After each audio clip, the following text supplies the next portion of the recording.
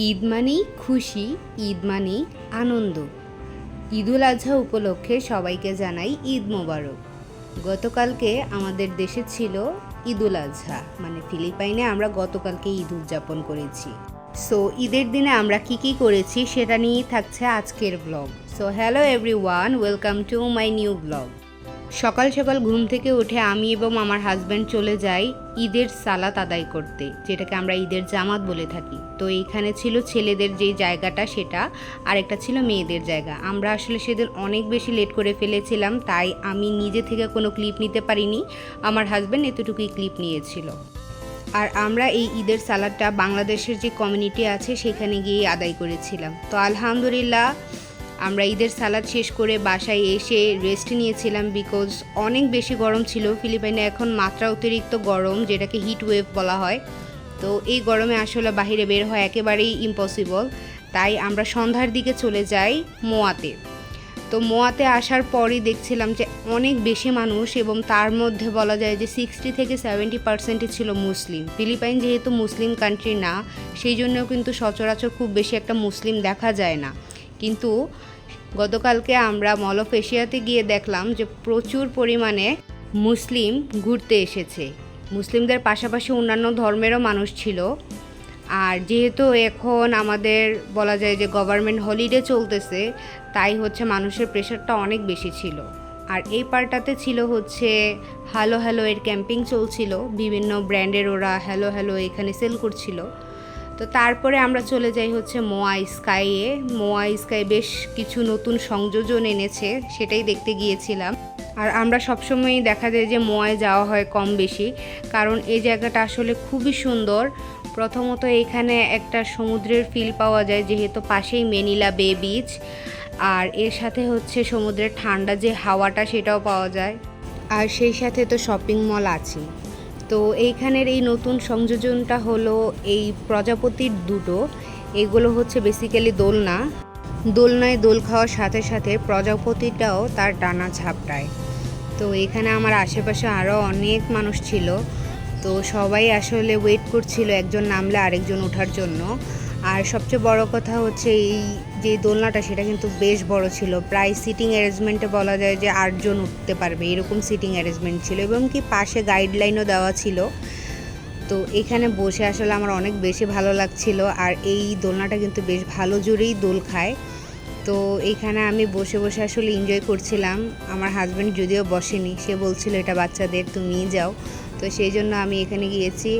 আর এখানে বেশ কিছুক্ষণে আমি দোল খাচ্ছিলাম। আমার সাথে সাথে আরও অনেক পিচ্ছিরাও দোল খাচ্ছিল। বেশ কিছুক্ষণ দোল খাওয়ার পর আমি নেমে যাই। তো তারপর আমি আমার হাজব্যান্ডের সাথে দুষ্টামি করছিলাম। আসলে এই কুরবানি ঈদে আমার সবচেয়ে বেশি পরিবারের কথা মনে হয়, বাংলাদেশের কথা মনে হয়, কারণ এই দেশে আসলে ওরকম কোনো আমেজ নাই বা কিছুই নাই। তো এই জন্য ঈদ আসলে আরও পরিবারের কথা বেশি মনে হয়। আমি কিন্তু হাটে যেতাম, আমাদের বাজারে যে হাট হতো সেই হাটে কিন্তু আমি যেতাম, এবং গরু জবাইয়ের সময় সামনে নিজে দাঁড়িয়ে থেকে দেখতাম। তো আসলে সব কিছু আমি অনেক বেশি মিস করি। ইনফ্যাক্ট আজকেও আমি ভিডিও কলে আমি সব কিছু দেখছিলাম। তো আসলে দূর থেকে নিজের মনকে এতটুকুর জন্যই সান্ত্বনা দেওয়া যে হ্যাঁ, আমি হয়তো কিছু হলেও দেখেছি। যাই হোক, অনেক ইমোশনাল কথা বলে ফেললাম, এবার ব্লগে ফিরে আসি। তো এই পাশটা ছিল হচ্ছে গিয়ে বেসিক্যালি প্যাটদের। তো এইখানে প্যাটদের পি করারও আলাদা জোন ছিল, এবং এদের পার্কও ছিল। দেখেন এই প্যাটটা কিন্তু অনেক বেশি দুষ্ট ছিল। আর এইখানে হচ্ছে বেসিক্যালি তাদের অ্যাক্টিভিটিসের জন্য আনা হয়। তো আমার যেহেতু প্যাট নেই, তাই আমি আর ভিতরে ঢুকতে পারিনি। তো তারপরে হচ্ছে উপর থেকে একবার দেখছিলাম মোয়া স্কাই এবং মেনিলা বেটা। রাতের আকাশ, রাতের সমুদ্র, এই সব কিছু কিন্তু দেখার মজাটাই অন্যরকম। তো তারপরে এই পাশে লাইটিংগুলোও বেশ নতুন করেছিল, ভালোই লাগছিল আসলে। যেহেতু ওয়েদারটাই তখন খুব বেশি একটা গরম ছিল না, বাট সকালে যেহেতু অনেক গরম ছিল, বাতাস ছিল। আমি একটু ডিসঅ্যাপয়েন্ট হলাম, কারণ এখানে এই জায়গাটা দেখতে পাচ্ছেন, এইখানে কিন্তু ঝর্ণার মতো ছিল, যেখানে হচ্ছে পায়া টাচ করলে সেখান থেকে পানি বের হয়। বাট এগুলো কেন জানি বন্ধ করে রেখেছিল, তাই আমার মনটা বেশ খারাপ ছিল। আর হচ্ছে আরেকটি স্লাইড ছিল, সেটাও বন্ধ করে রেখেছিল। আই থিঙ্ক অনেক বেশি মানুষের চাপ ছিল, এই জন্য হয়তো বা সব কিছু বন্ধ ছিল, আমার যতটুকু মনে হয়েছে।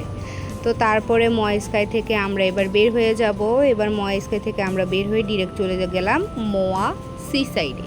তো মোয়া সি সাইডে যাওয়ার পর এখানে অনেক রাইড ছিল। আমার যেহেতু একটু ফোবিয়া আছে, আমি এইসব নিতে পারি না, তাই আমি কখনো রাইডে উঠি না।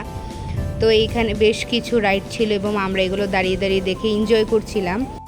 আর এই ড্রপ টাওয়ারটা কিন্তু আমার কাছে বেশ ডেঞ্জারাসই মনে হয়, কারণ আমি জানি না, এটা অনেক বেশি উপরে নিয়ে যায় এবং ঠাস করে নিচে ফালায় দেয়। সো এটা আমার কাছে আসলে একটু ভয়েরই লাগে। তো তারপরে ছিল বাম্পার বি। তো এখানেও অনেকে উঠেছিল। আর আরেক পাশে ছিল হচ্ছে এই বাম্পার কার। অনেকে এই কার চালাচ্ছিল, অনেকে বেশ ভালো খেলছিল এবং অনেকে খেলতে পারছিল না। তো যাই হোক, এগুলো দেখা শেষ করে আমরা চলে যাই একবারে সি সাইডের যে সাইডটা সেইখানে, এবং এইখানেই হচ্ছে মোয়া আই। এইটাতে আমি আসলে কখনোই উঠিনি, কিন্তু একবার হলেও আমি উঠবো ইনশাল্লাহ। কিন্তু আমার আবার হাইট ফোবিয়াও আছে, সো সেটাও আবার চিন্তা করি মাঝে মাঝে। তো তারপরে হচ্ছে আমরা সামনে এগিয়ে যাচ্ছিলাম হাঁটার জন্য। তো তারপরে এখানে দেখলাম অনেকগুলো মুসলিম মেয়েরা খুব সুন্দরভাবে বোরকার হিজাব পরে যাচ্ছিল, যেটা আসলে নন মুসলিম কান্ট্রিতে দেখে খুবই ভালো লাগছিল। যেটা আমি আপনাদেরকে আগেও বলেছিলাম যে আজকে আসলে অনেক বেশি মুসলিম এসেছিল, যেটা দেখে সত্যি অনেক বেশি ভালো লাগছিল। তো তারপরে এইখানে ছিল হচ্ছে একটা লাভ শেপের, এবং এটা ছিল মেবি মাদার্স ডেতে করা ছিল। তো তারপরে হচ্ছে আমরা একবার এই যে মেইন পয়েন্ট সেটাতে চলে আসি। এটা দেখে মনে হলো এটা খুব সম্ভবত গেম থিমে করা হয়েছে। বাস্কেটবল ছিল, ফুটবল ছিল, তারপরে হচ্ছে টেবিল টেনিস ছিল। এছাড়াও এখানে ছিল ফাউন্টেন, যেটা কিনা স্পাইটের আদলে করা হয়েছে। এখানে আইস ছিল এবং বিভিন্ন টাইপসের ক্যান ছিল স্পাইটের, যেটা কিন্তু আসলে দেখতে খুবই সুন্দর লাগছিল। এটা নতুন করা হয়েছে, এটা আগে ছিল না, বাট ফাউন্টেনটা ছিল। তো তারপর আমরা একটু সামনে আগাতেই দেখি হচ্ছে একটা রেলগাড়ি। এটা বেসিক্যালি মোয়া সি সাইড, মোয়ার যে মার্কেটটা, সব কিছু নিয়ে আসলে এই রেলে করে ঘোরা যায়। বিদেশে আসলে যতই চাকচিক্য থাকুক না কেন, এই সব কিছুর পিছনেও কিন্তু এই যে কুরবানি ঈদ বলেন বা রোজার ঈদ বলেন, পরিবার ছাড়া এগুলো কিন্তু আসলেই খুব কষ্টের। তারপরও আমরা চেষ্টা করি নিজেদেরকে হ্যাপি রাখার জন্য। তো আজকে আমার ব্লগ ছিল এতটুকুই। সবাই আমাদের জন্য দোয়া করবেন, ভালো থাকবেন। আল্লাহ হাফেজ।